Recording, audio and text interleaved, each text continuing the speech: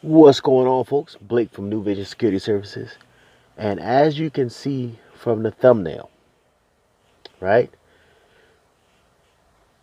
I have come to the conclusion that right now is not a good time to buy an RV. And let me tell you why.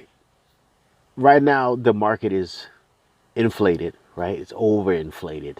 Um, with the craze going on and the woo flu and all this other stuff, um,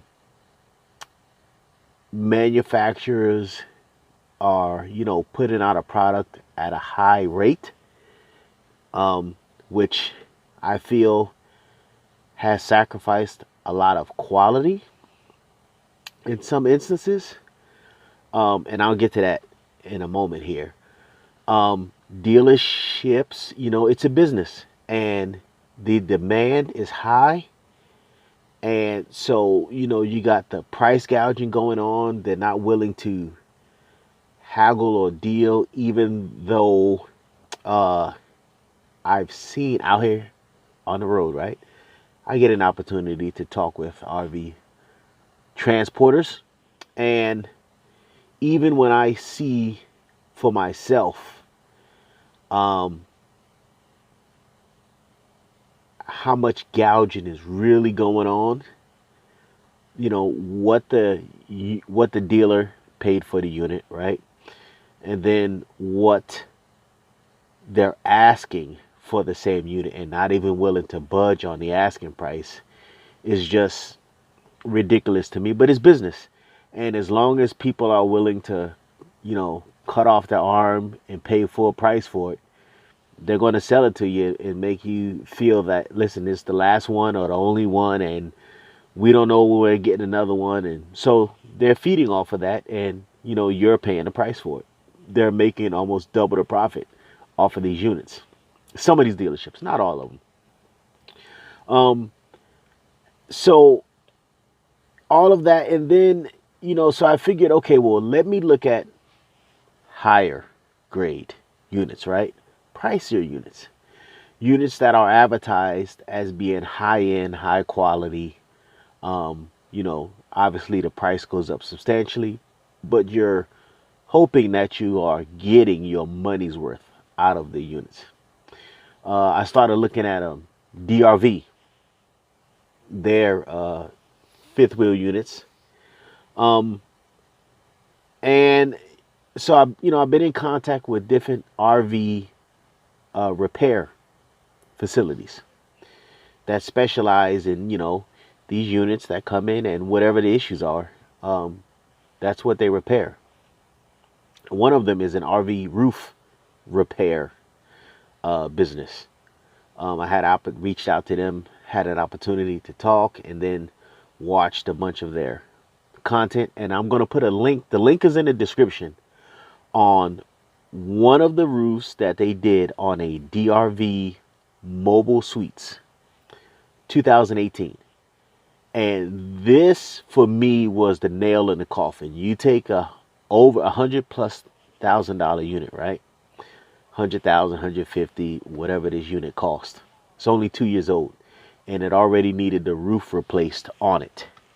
Um, but when he peeled that roof back, him and his workers, right, and he starts showing the quality of the hidden structure, and this is very important to me as a aviation guy for the military, right? My primary MOS was a structural repairist, so I dealt with the structure of the aircraft, right? The heart, without no frame, there's nothing. So to me, that's what I look at first. How is it framed? And then everything else on top of that, it's a dress up. But if the structure isn't right, the rest of it means nothing, because the rest of it's going to fall apart because the structure's falling apart, if that makes sense, right? So when I sat down and watched his video of this DRV unit, and when they peeled the roof back and I saw the shoddy, that's what I'm going to call it, shoddy work of DRV in the, just alone the roof structure, um, for a, I'm going to say top tier. They're a top tier unit manufacturer, right? For top tier,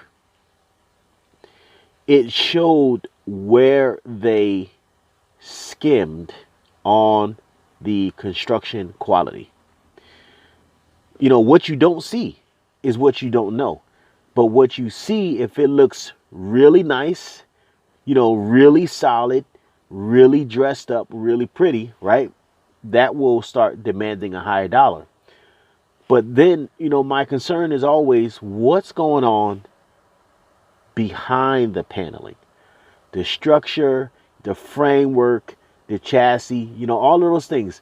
So things that you see, they typically will make look pretty. The things that you don't see are where I sought answers for.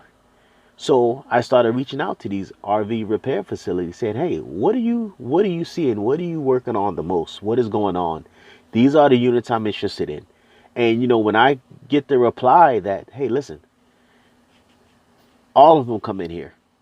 All of them fall apart. All of them, you know, they're not built, you know, they look nice, but when you start opening them up, if there's a problem, you start really seeing where the manufacturers have cut corners, and they're not willing to put more money into it. They just dress it up differently. And then they went on to tell me why they don't own one, because they get so much work coming in on these units that they refuse to personally own one themselves. Now there are some that do, you know, and then they will only buy, you know, specific styles or specific types. But the majority of them are like, listen, I'm just not willing to invest in it because I have a shop full of them, and I see, you know, what this market is producing, and they just don't want to spend the money. But I wanted to do this video to also to say thank you to those that have provided a lot of information that I needed to help support me in searching, you know, my research and questions and answers. But at the end of the day, when I draw it out on paper, right now, to me, it just doesn't make any sense, because I would be shelling out money for something that, to me, it would need more upkeep than our boat. And anyone who's owned a boat, especially for us with saltwater, you know, that's enough, you know, work in and of itself.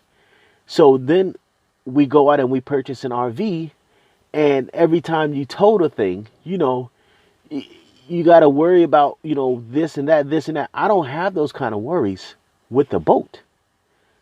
You know, I don't have to worry about when I tow the boat, you know, when we get done, the boat falling apart and I got to recaulk this and tighten these screws and all that. That stuff doesn't happen. So in my own research, I just felt that if I made that decision for my family and we went out and did it, that I would be not doing us justice, and that I would be purchasing something that we were going to have to throw work into, even going into it, that we would have to throw a bunch of work into it, and, you know, fund another recreational object, vehicle, right, if you want to call it that, to use, and we would not get our money out of it. We would constantly have to be throwing money at it. So, you know, I advise anyone, hey, if you're thinking about it, you know, just do your due diligence and see what will work for you. But for us, I think we would be doing ourselves an injustice. I'm not saying that it wouldn't be fun, but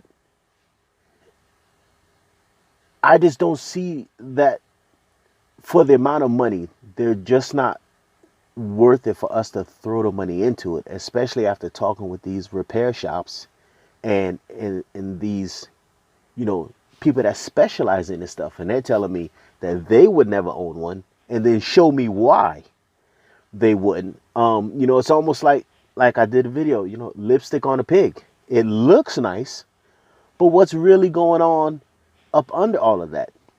And what I've seen with my own two eyes, I am just not happy with. And right now, it just wouldn't be a smart decision for us. All right. So once again, thank everyone who's offered us help and guidance. And hey, if you have any questions about anything that I've researched, please feel free to reach out to me, and I will pass that knowledge and information on to you. And I hope that the link that I put down in the description, that you will watch that video and that you will find it interesting also. And this is, from one business and what he sees on a day-to-day basis coming into his shop. As always, Blake from New Vision Security Services. I pray that you've had a blessed day, week, month, year, and that you know that you are blessed. And I'll see you at the next one.